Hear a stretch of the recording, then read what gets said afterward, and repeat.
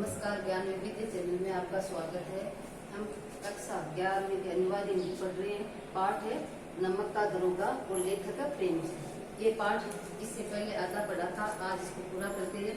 ये जो नमक का दरोगा है ये एक कहानी है जो मुंशी प्रेमचंद की प्रसिद्ध कहानी है। इसमें बताया गया है कि जो मुंशी जो दरोगा थे वो बंसी, इसमें दो पात्र है, एक तो पंडित आलोकोदीन और एक बंसीधर। तो बंसीधर थे एक ईमानदार थे और पंडित आलोकोदीन जो पैसे वाले थे, उन्हें अपने पैसे पर बहुत अधिक घमंड था। और उस समय अंग्रेजों ने नमक के ऊपर कर लगा दिया था, जिसके कारण काफी भ्रष्टाचार हुआ था। लोग नमक का व्यापार चोरी छिपे करने लगे और काफी पैसे कमाने लगे। एक बार रात को जब पंडित आलोकोदीन की गाड़ियां पुल के पार से जा रही थी, उस समय जो गाड़ियां जा रही थी तो बंसीधर ने देखा कि चोरी छिपे नमक जा रहा है। तो उन्होंने उनको पकड़ लिया और उन जो गाड़ी वाले पंडित आलोकोदीन तो उनको बहुत घमंड था, पैसे पे घमंड था, जिसके कारण पैसों के कारण जो भी सरकारी अफसर थे वो सब बिके हुए थे, जिसके कारण जो भी फैसला हुआ अदालत में, जो फैसला हुआ था वो पंडित आलोकोदीन के पक्ष में हुआ। और ये बंसीधर था वो ईमानदार था, जिसके कारण ईमानदारी के कारण उसकी हार भी हुई, ये इसमें बताया गया। और हार होने के कारण उनके पिताजी से भी उन्हें काफी कुछ सुनने को मिला था। पत्नी भी बहुत दुखी हुई थी इस प्रकार क्योंकि उनकी जो पारिवारिक स्थिति थी बहुत खराब थी। और जब ये नौकरी से पहले उनके पिताजी ने भी समझाया था कि परिवार के बारे में कि हमारे परिवार की स्थिति बहुत खराब है और तुम्हें मासिक वेतन के अलावा कुछ आमदनी भी कमानी है। लेकिन ये इनके ईमानदार थे, जिसके कारण उन्होंने जो भ्रष्टाचार या लोभ लालच के कारण वो पैसे नहीं कमाना चाहते थे, जिसके कारण उन्हें अपने परिवार से काफी कुछ सुनने को मिला। ये इतना पाठ हमने पहले पढ़ा था, आज उसकी आगे की शुरुआत करते हैं। इसी प्रकार एक सप्ताह बीत गया, मतलब परिवार की रोक के कारण एक सप्ताह बीत गया था। संध्या का समय था। बूढ़े मुंशी जी किसके उनके पिताजी बैठे कि राम नाम की माला जप रहे थे कि इसी समय उनके द्वार पर सजा हुआ रथ आकर रुक गया और गुलाबी पर्दे पर बैलों की दोरी, उनका गर्दनों में नीले धागे, सिंह पतले जड़ी हुई, नौकर लाठियां कंधों पर रखे साथ मुंशी अगवानी के दौड़े अर्थात उनको लाने के दौड़े। देखा तो उन्होंने क्या देखा कि पंडित आलोकोदीन झुककर दंडवत की। पंडित आलोकोदीन से उन्होंने झुककर क्या किया, दंडवत किया और लल्ले चप्पू की बातें करने लगे, अर्थात वो क्या करने लगे, आपस में लाला चौकड़ी करने लगे और मतलब एक दूसरे की प्रशंसा करना। हमारा भाग्य उदय हुआ। उन्होंने क्या कहा कि हमारा भाग्य उदय, क्योंकि जो पंडित आलोकोदीन थे वो बहुत पैसे वाले थे, जिसके कारण वो उनके जो पिताजी थे वो उनकी बहुत प्रशंसा भी कर रहे थे।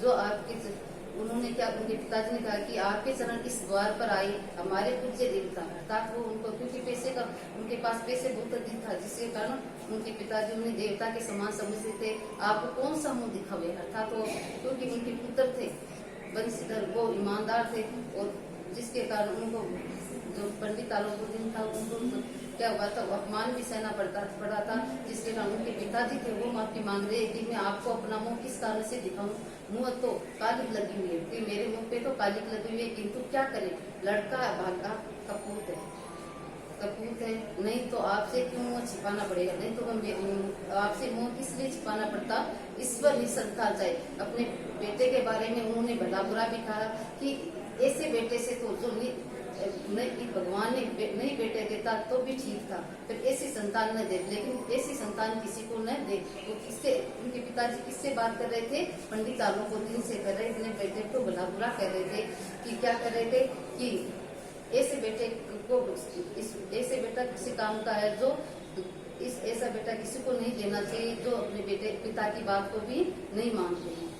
आलोकोदीन ने कहा नहीं भाई साहब ऐसा न कहिए। उन्होंने क्या कहा कि ऐसा नहीं कहना चाहिए। मुंशी ने चकित आश्चर्य होकर कहा ऐसी संतान को और क्या करूं। तो ऐसे उन्होंने क्या कहा कि ऐसी संतान का और क्या करना चाहिए, उसके बारे में और क्या कहूं।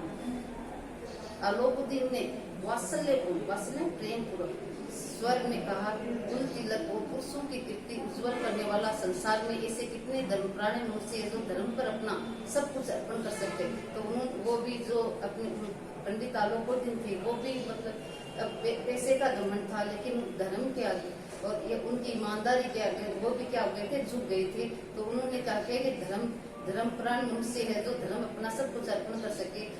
पंडित आलोकुद्दीन ने बंसीधर से कहा, दरोगा जी इसे खुशामद न समझे। आलोकुद्दीन ने बंसीधर से क्या कहा, दरोगा जी इसे खुशामद न समझे, खुशामद करने के लिए मुझे इतने कष्ट उठाने की जरूरत नहीं थी। उस रात को आपने अपने अधिकार पर से मुझे अपनी हिरासत में लिया था, क्योंकि आपको अधिकार था, इसलिए आपने मेरे को, किससे कह रहा है, बंसीधर से। कि कौन कह रहा है, पंडित आलोकुद्दीन कह रहा है कि ये आपको अधिकार था जिसके कारण आपने मुझे हिरासत में लिया, किंतु आज मैं स्वेच्छा का अर्थ था अपनी इच्छा से आपको हिरासत में हूँ। मैं आपकी मतलब पहले तो उन्होंने गिरफ्तार किया था, लेकिन अब वो है उनके क्या बन गए थे, उनकी ईमानदारी को देख, बंसीधर की ईमानदारी को देखकर वो उनके क्या बन गए, गुलाम बन गए थे। मैंने हजारों रईस और अमीर देखे, हजारों उस पदाधिकारी से काम पड़ा था। कौन कह रहा है, पंडित आलोकुद्दीन कह रहा है, किंतु मुझे परास्त किया तो आपने, लेकिन आपकी ईमानदारी को देखकर मैं क्या हो गया, आपके सामने झुक गया हूँ। मुझे घमंड था अपने पैसे पे और मैंने बहुत सारे अवसर भी देखे मेरे जीवन में, लेकिन आपकी ईमानदारी को देखकर मैं क्या हो गया हूँ, परास्त हो गया हूँ। मैंने सबको अपना और अपने धन का गुलाम बनाकर छोड़ दिया था। मैंने सबको अपना गुलाम बना लिया। किस कारण से बना लिया था, धन के दौर पर उन्होंने सब अधिकारियों को गुलाम बना दिया था। मुझे आज दीजिए कि आपसे कुछ भी नहीं करूं, लेकिन मुझे ऐसी आज्ञा दो जिसके कारण मैं आपके लिए कुछ कर सकूं। ये बात कौन कर रहा है, पंडित आलोकुद्दीन बंसीधर से कह रहा है कि मैं आपका गुलाम बन गया हूँ और मुझे कुछ आज्ञा दो जिसके कारण मैं आपके लिए कुछ कर सकूं।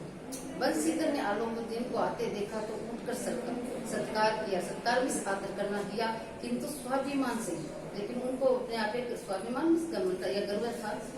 आदर तो किया आलोकुद्दीन का, लेकिन कैसे, बड़े गर्व के साथ में किया था। समझ गए कि ये माँ से मुझे लज्जित करने और जलाने के लिए आए, और वो मन में क्या सोचने लगे, ये जो माँ से मुझे जलाने और लज्जित करने के लिए आया है।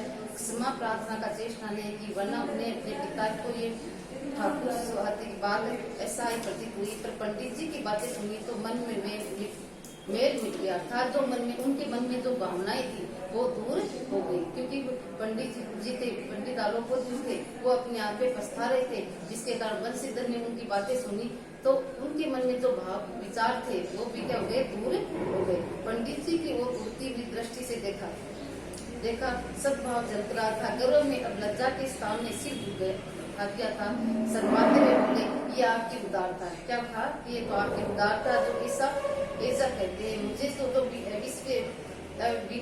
मुझे क्षमा कीजिए। तो वो भी फिर है उनसे पंडित आलोकुद्दीन से क्या मांग रहे थे, माफी मांग रहे थे। उन्होंने क्या कहा कि मुझे गर्व है कि आप अपनी गलती पे पछतावा कर रहे हो, तो मैं भी आपसे क्या है, माफी मांगता हूँ।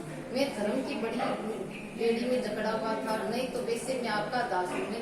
मेरा तो कर्तव्य था, क्योंकि मेरा कर्तव्य होने के कारण और मेरा धर्म भी था, जिसके कारण आपको गिरफ्तार किया गया। अब लेकिन मैं आपके सामने लज्जित हूँ और मैं आपका दास हूँ। जो आज्ञा होगी वह मेरे सिर माथे पे, और अब जो आप मुझे आज्ञा दोगे वो सिर्फ माथे पे होगी। आलोकुद्दीन ने विनीत भाव से कहा, नदी तट पर आपने मेरी प्रार्थना नहीं स्वीकार की थी, किंतु आज स्वीकार करनी पड़ेगी। उन्होंने क्या कहा, पंडित आलोकुद्दीन ने, कि नदी के तट पर तो आप, तट में किनारे पर तो मेरी प्रार्थना को आपने, क्योंकि उनकी प्रार्थना कौन सी थी, पैसे की, वो पैसे का लालच दे रहे थे। लेकिन आज मैं जो आपसे मांगने के लिए आया हूँ, और मैं जो प्रार्थना करने के लिए आया हूँ, उसे आपको स्वीकार करना पड़ेगा। तब बंसीधर क्या बोले कि मैं किस योग्य हूँ, किंतु जो कुछ है सेवा मुझसे हो सकती है, उससे में त्रुटि न होगी, लेकिन त्रुटि में गलती न होगी। कि मैं आपके लिए क्या कर सकता हूँ, और जो कुछ मैं आपके लिए कर सकता हूँ मुझे आज्ञा दीजिए, और उसमें कोई गलती नहीं हो। जो भी आप मुझे काम दोगे उसमें कोई गलती नहीं होगी। ये बात कौन कह रहे थे, बंसीधर पंडित आलोकुद्दीन से कह रहे थे। आलोकुद्दीन ने एक सटीक लगा हुआ स्टाम्प लगा हुआ पत्र निकाला। आलोकुद्दीन ने स्टाम्प लगा हुआ पत्र निकाला और उसे बंसीधर के सामने रखकर बोले, इस पद को स्वीकार कीजिए, इस पद को स्वीकार कीजिए और अपने हस्ताक्षर कर दीजिए। ये बात किसने कही थी? पंडित आलोकोदीन ने बंसीधर से कही थी कि उन्होंने एक स्टाम्प पेपर निकाला और उस पर साइन करने के लिए कह दिया। मैं ब्राह्मण हूँ, जब तक वह सवाल पूरा न कीजिए द्वार से न हटूंगा। और उन्होंने अपने आप को ब्राह्मण कहा और क्या कहा कि मैं ब्राह्मण हूँ, जब तक आप इस पेपर पे साइन नहीं करोगे, स्टाम्प पेपर पे साइन नहीं करोगे, तब तक मैं अपने दरवाजे से, आपके दरवाजे से नहीं हटूंगा। मुंशी बंसीधर ने उस कागज को पढ़ा तो कृतज्ञता से आंखों में आंसू भर आए। लज्जा के कारण उनके या आभारता के कारण उनके क्या हो गया था? आंसू भर आए। पंडित आलोकोदीन ने उनकी अपनी सारी जायदाद का स्थायी मैनेजर नियुक्त कर दिया था। जो भी पंडित आलोकोदीन के पास जितनी भी संपत्ति थी उसका स्थायी मैनेजर उनको क्या कर दिया था? नियुक्त कर दिया था। 6000 वार्षिक वेतन के अतिरिक्त रोजाना खर्च, अलग सवारी के लिए घोड़े, रहने की बंगला, नौकर चाकर मुफ्त में, इस प्रकार उनको सुख सुविधाएं प्रदान पंडित आलोकोदीन ने प्रदान की थी। कंपित स्वर में बोले, पंडित जी मुझसे इतनी सामर्थ्य नहीं है कि मैं आपकी उदारता की प्रशंसा कर सकूं, किंतु मैं ऐसे उस पद के योग्य नहीं हूँ। कौन कह रहा है ये बात? बंसीधर कह रहा है पंडित आलोकोदीन से कि मैं आप इस योग्य नहीं हूँ, क्योंकि वो तो गरीब परिवार में पैदा हुआ था और पंडित आलोकोदीन थे, वो सब कुछ उनको देना चाहते थे। तो बंसीधर उनको मतलब क्या वो लज्जा भी अनुभव हुई, क्योंकि उनके साथ अच्छा व्यवहार नहीं किया था। लेकिन बाद में, और उनका कर्तव्य, बंसीधर का कर्तव्य भी था कि उनको गिरफ्तार करना, लेकिन बाद में उन्हें अपने आप पछतावा भी हो रहा था। और तो पंडित आलोकोदीन से उन्होंने क्या कहा कि मैं, जो आप मुझे इतनी सुख सुविधा दे रहे हैं, मैं उस पद के योग्य नहीं हूँ। आलोकोदीन हंसकर बोले, मुझे इस समय एक अयोग्य मनुष्य की ही जरूरत है। मुझे जो योग्य है, जो मेरी जायदाद को संभाल सके, ऐसे पुरुष की मुझे आवश्यकता है। बंसीधर ने गंभीर भाव से कहा, यूं मैं आपका दास हूँ। बंसीधर ने क्या कहा कि वैसे तो मैं आपका क्या हूँ? दास हूँ। आप जैसे सज्जन पुरुष की सेवा करता मेरे लिए सौभाग्य की बात है, और मैं आप जैसे योग्यवान पुरुषों की सेवा करूंगा तो ये मेरे लिए तो सबसे बड़ा सौभाग्य की बात है। किंतु मुझमें इन्हें विद्या न कि बुद्धि न स्वभाव है, जो भी त्रुटियों की पूर्ति कर देता है। ऐसे महान कार्य के लिए बड़े के अनुभव मनुष्य की भी जरूरत है। अर्थात जो भी मैं पद संभालना या जो मैं कार्य करूंगा उसमें मुझे अनुभव व्यक्ति की भी जरूरत है। आप जैसे अनुभव व्यक्ति की जरूरत है। आलोकोदीन हंसकर बोले, मुझे इस समय एक से ही जरूरत है। तो बस क्या अनुभव मनुष्य जरूरत है। आलोकोदीन ने कलम दान से कलम निकाल लिया था। कलम निकालकर उसे बंसीधर के हाथ में देकर बोले, न मुझे विद्वता कुशा है, न अनुभव की मर्मज्ञता की, न कार्य कुशलता की। इन गुण का महत्व का परिपक्व परिचय खूब पा चुका मैं। न तो किसी मुझे अनुभव व्यक्ति की जरूरत है, न किसी अनुभव या अनुभव बिना मर्मज्ञता की, न किसी और कुशलता की। ये सब क्योंकि मैं ये सब कुछ तो अनुभवी गुणमान इन सबको तो मैं सब को देख चुका हूँ।